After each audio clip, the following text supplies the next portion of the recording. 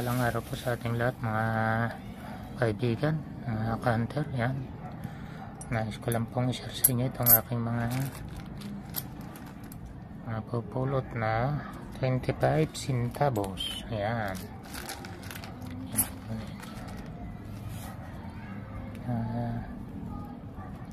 bago po tayo magpatuloy, yan, nais ko munang i-share po sa inyo itong year 2017 ng NGC. Yan, 2017 po, inuulit ko, 2017. Yan po ang hinahanap ng mga kolektor.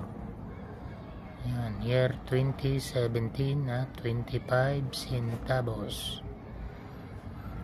Wala pong iba, yan lang po, 2017.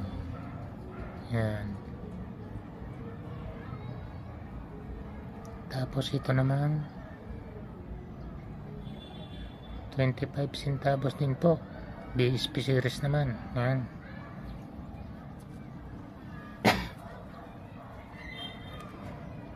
year 2006. Yan, year 2006 ang hinahanap nila dito. Wala na pong iba. Pero meron din naman pong ibang hinahanap sila na hindi masyadong mahirap hanapin. Yung year 2005 at yung 2003, 2008. Yan, sa 2003 po yung magnetic. Yan, yan po yung hinahanap nila. Pero hindi po masyadong ano yun, ang talagang ano year 2006.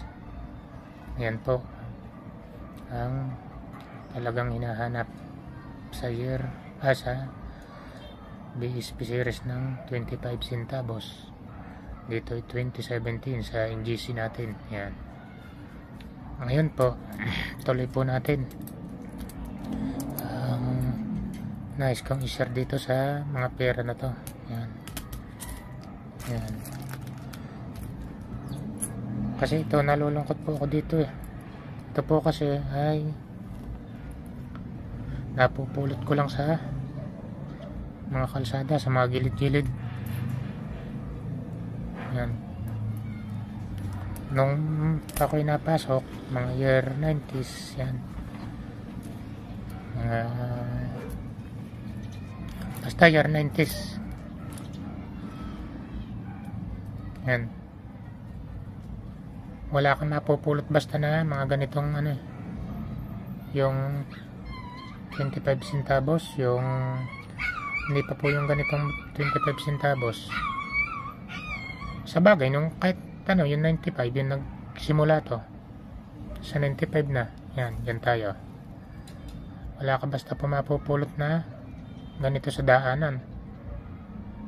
Bakit? Naipambili pa po ito eh, nabibili pa. Ngayon, diba, kung may tumatanggap ang tindahan ng ganito, bihira na lang po siguro. Yung iba, nahiya na rin ipambili pag ganito na eh, dahil sa sobrang baba na ng value ng pera natin. Pero nyo to, mga napo, yung ilan po dito, mga naisukli naman na po ito sa amin. Pero mga napulot ko po yung iba nito. Marami pa po ako napulot, kaso wala dito, nandiyan sa taguan ko. Yan, eh, bakit meron ito? Yan, bakit kasama to? Yan, nung ako napasok po ng elementary, ito lang baon ko, 2 piraso nito o 2 piso. Ito po kasi piso, 2 piso lang po. Minsan 2 piso ganito ang baon ko. Kaya yung ito, yan, 2 pisong nyug o 2 pisong buko. Yan, o ito naman ay yung agila. Yun, kaya ito, nalala ko ito, nakakabaon pa ako nito eh. Binigyan ako ng nanay ko, baon ko 10 piraso nito, tapos isang ganito, o yung basta yung mga barya na ano, yung Flower and Pau na series na yan. Ayan, Yun yung mga baunin ko ng araw nung ako napasok ng tsaka nung nag high school ako. Hindi ko na yata wala na yata ito nung ako high school. Wala na to, wala na nga. Basta elementary ako ito, bago ko ito. Nakakalungkot lang nga po, mga tinatapon na lang po ito dahil sa baba na siguro ng bal. Hindi na natin masisi mga kababayan natin, kakalat-kalat na lang ito sa kalsada. Ayan, yung mga malalaking grocery na lang tumatanggap yan, yung mga nagsusuklay ng ng mga ganyan 25 centavos. Ito yun, gis 10 centimos, 10 centavos yan, 10 centimos yan. Isda, sabi nila bangos daw po yan.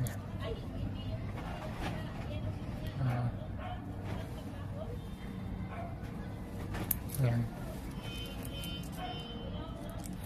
Yan po ang masishare ko lang po sa inyo. Ako'y nanghihinayang dahil mga tinatapon na lang na nagpapatunay na ang pera natin ay mababa na po ang value. Ayun, wala ka na mabibili yung pisong candy. Dapat yata ngayon 5 piso na. Baka meron nagbibinta pa 3, 5. Excuse me po. Ngayon na yan ang nangyayari sa pera natin, nangangalat sa daan. Itong dalawang to, napulot ko lang po ito pareho. Ito medyo madalang-dalang na ito ngayon. Hindi na masyado nag-iikot sa sirkulasyon to kasi unang-una hindi na nga po masyado na ipambili. Ito naman marami pa, kaya lang yun, may nagpapalit ng mga grocery. May papalit mo sila doon sa mga kilalang grocery na malalaki. Yan, papalitan nila yan. Pero sa mga tindahan lang ay ewan kung tanggapin pa po yan. Siguro may tatanggapan naman po siguro. Kaya lang hindi nga po ganun kaano na yan kasi sobrang baba na ng value. Lalo naman yung mga 1 centavos natin ngayon tsaka yung 5. Ano pang mabibili nun? Ito nga lang wala na Yan po, dito lang po muna at maraming salamat. Sana doon sa mga nag-ano natin kababayan, ipunin nyo lang po, huwag nyo pang itapon, sayang. Hindi ko naman po sinabing lahat ay nagtatapon, pero meron. Yan po, dito lang po na at maraming salamat po sa inyong lahat.